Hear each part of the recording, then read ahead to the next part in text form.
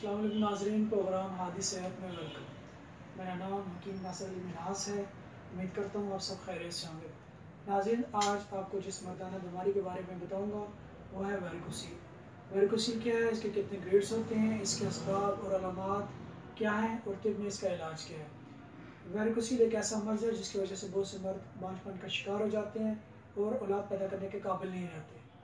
नाज़रीन, जैसे कि आप जानते हैं कि मर्दों के अंदर टेस्टिकल्स मौजूद होते हैं, एक दाएं जानिब होता है, एक बाएं जानिब होता है। ये टेस्टिकल्स एक थैली के अंदर मौजूद होते हैं जिसे हम स्कॉटम कहते हैं। वेरिकोसील से मुराद टेस्टिकल्स के गिर्द जो स्कॉटम के साथ वेन्स होती है उनका फूल जाना है। स्कॉटम से मुराद इंसानी जिस्म की वो थैली है जिसमें टेस्टिकल्स मौजूद होते हैं। ये मर्ज ज़्यादातर लेफ्ट टेस्टिकल्स में होता है। वेरिकोसील की एक काफ़ी कम्प्लेक्स टर्म है। इंसान के रिप्रोडक्टिव सिस्टम में टेस्टिकल्स शामिल होते हैं। ये टेस्टिकल्स की ढीली स्किन स्कॉटम में मौजूद होती है। इन टेस्टिकल्स में रिप्रोडक्टिव सेल्स यानी कि स्पर्म्स बनते हैं। इन्हीं टेस्टिकल्स में टेस्टोस्टेरोन भी पैदा होते हैं। ये टेस्टोस्टेरोन अपने मसल्स की ताकत और सेक्सुअल कुव्वत के लिए इस्तेमाल होते हैं। स्कॉटम हमारे लिए इन टेस्टिकल्स को ठंडा रखते हैं जिससे हमारे स्पर्म्स की प्रोडक्शन के लिए टेम्परेचर मौजूद रहता है। हर स्कॉटम टेस्टिकल्स के अंदर स्पर्मेटिक कॉर्ड के जरिए लटके होते हैं और स्पर्मेटिक कॉर्ड के अंदर काफ़ी वेन्स होती हैं। वो वेन्स जिनमें स्पर्म्स ट्रैवल करते हैं इसको वास डिफरेंस कहते हैं।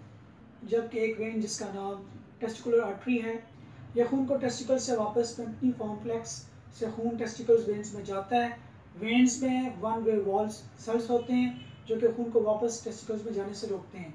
जब टेस्टिकल वेन्स में मौजूद ये वॉल्स डैमेज हो जाते हैं, ये काम सही तरह अंजाम नहीं दे पाते जिसकी वजह से खून वापस टेस्टिकल्स को जाना शुरू हो जाता है। क्योंकि बाएं तरफ की वेन्स दाएं तरफ की वेन्स की निस्बत ज़्यादा सीधी और लंबी होती हैं। खून की इस हरकत की वजह से पेम्पनी कॉम्प्लेक्स की वेन्स फूल जाती हैं जिसकी वजह से टेस्टिकल का टेम्परेचर बढ़ जाता है।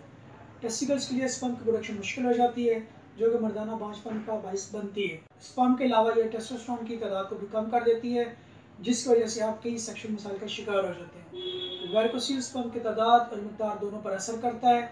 टेस्टिकल्स को एक खास मकसद के तहत जिस्म से बाहर रखा गया है क्योंकि इंसानी जिस्म का दर्जा हरारत ज़्यादा होता है जबकि इसके मुकाबले में टेस्टिकल का दर्जा हरारत बाकी जिस्म से 1 से 2 सेंटीग्रेड कम होता है। नाज़रीन, आप बात करते हैं वेरिकोसील के ग्रेड्स के बारे में।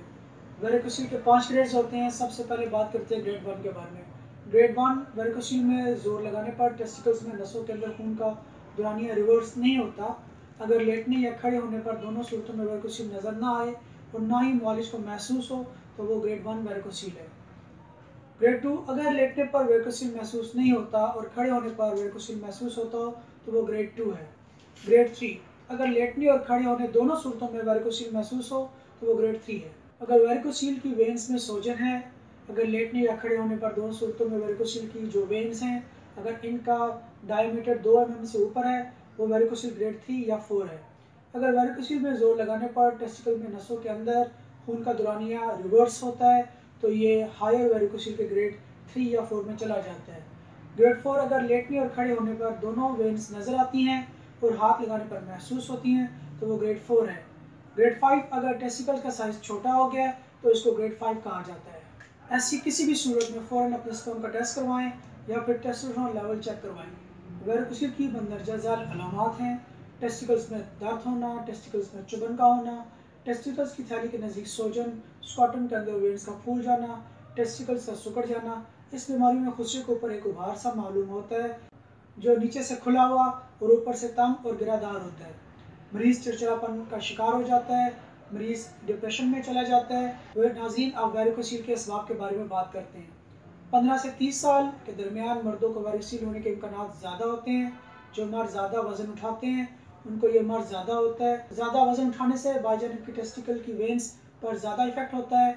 गुर्दे की खराबी, मैदे की खराबी, कब्ज़, बवासीर, खून का गाढ़ापन या खून में कोलेस्ट्रॉल का बढ़ जाना, तम्बाकू नोशी, सिगरेट नोशी, शराब नोशी। ऐसे लोग जिनको मोटापे की बीमारी होती है उनको ये मर्ज हो सकता है।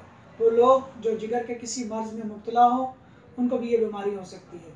नाज़रीन, वेरिकोसील की वजह से लो स्पर्म काउंट भी डेवलप हो जाता है। इस वजह से ओलिगोस्पर्मिया डेवलप हो सकता है और बाज़ औक़ात ऐसा भी होता है कि जीरो स्पर्म काउंट यानी कि एज़ोस्पर्मिया भी डेवलप हो जाए। नाज़रीन, मैं आपको ये कहना चाहूँगा कि में वेरिकोसील का तरीका इलाज नहायत मौसर और पुरअसर है जो कि वेरिकोसील को मुकम्मल ख़त्मा कर देता है। कुदरती तरीका इलाज ये ऐसा इलाज है जिसके रिजल्ट मुस्तकिल हैं।